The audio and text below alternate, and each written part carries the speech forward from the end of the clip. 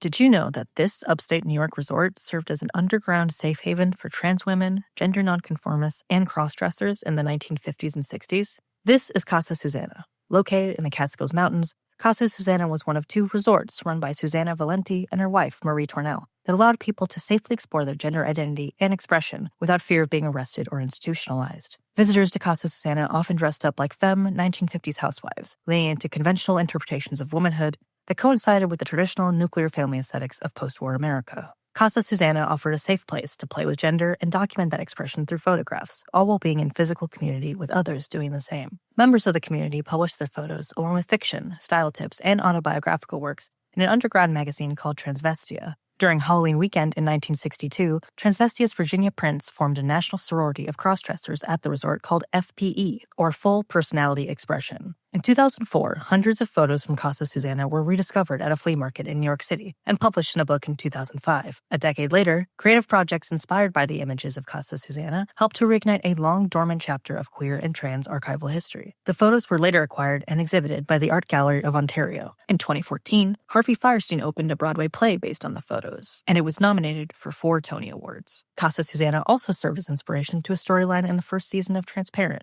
Susanna Valenti wanted to turn Casa Susanna into a hotel, but those plans were put on hold when she had to work and live as a man in order to cover Tornell's medical bills. While Casa Susanna ended up being sold in 1972, Valenti lived as a woman from the early 1980s until her death in 1996. The story and legacy of Casa Susanna was explored in a 2023 PBS documentary in which previous attendees returned to the now abandoned safe haven. And now, a large selection of photos from Casa Susanna are on display in an exhibition at the Metropolitan Museum of Art through January 2026. While Casa Susanna doesn't exist as it once did, its legacy lives on through archives, exhibitions, and from the women who experienced it and are still here today.